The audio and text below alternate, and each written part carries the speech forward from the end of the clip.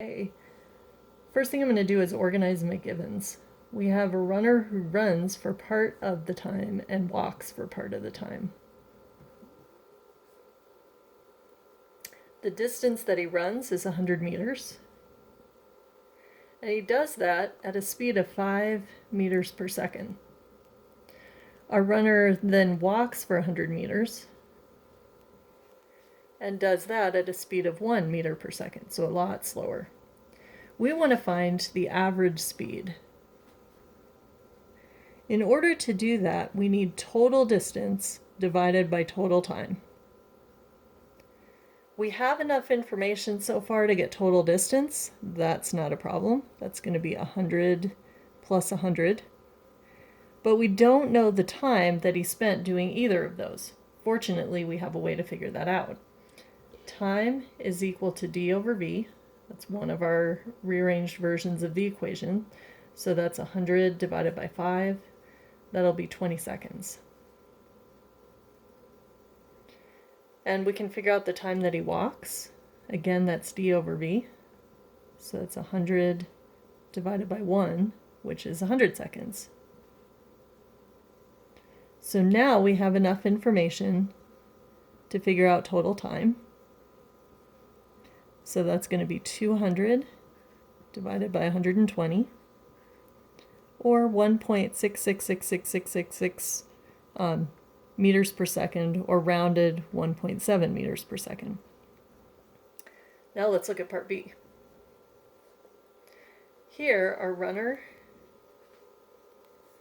is going to go for a time of 100 seconds and a speed of 5 meters per second, and walk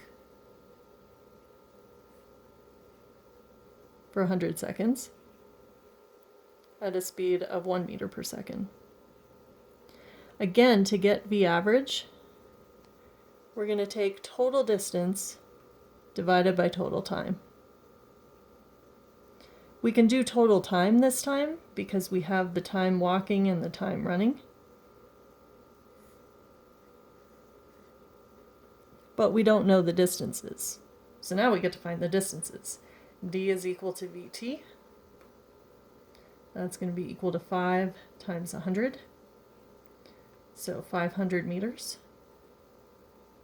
And we can find the distance that they walk. V times T is 1 times 100, or 100 meters.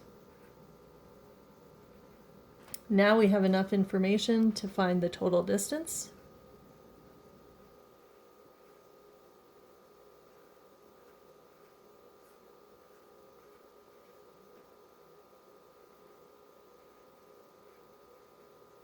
Okay, part C is asking how come we can't just add the two of these up and divide by 2?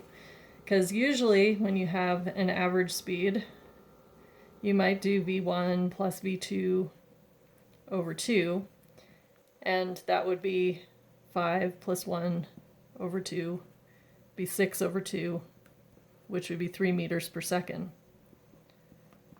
But that doesn't work over here. But it does work over here.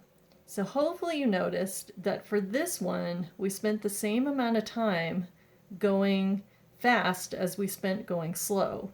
Because we did that, if we were to take all the speeds every single second for 200 seconds and then divide them by 200, so we add up every single speed every single second divided by every single second that there was, that would be the same as doing the average speed here.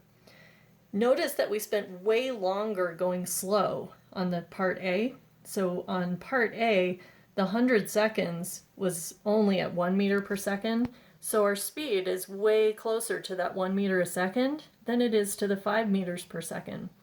An extreme example of this would be if I were to drive to Colorado Springs and I was going 75 miles down the highway for 2 hours, and then I got off the road and drove 20 miles an hour for 10 minutes, my average speed shouldn't be the 20 miles an hour plus 75 miles an hour divided by 2, because I spent way longer driving at 75. The no-fail always works way to do average speed is not this. Don't do that. Instead, use V average is equal to total distance divided by total time. And also a quick word about how much work that I showed here. A lot, everything. You could follow my thinking because I showed you the givens, the equation, the substitutions, and the answer for each and every step. That's what we want from you as well.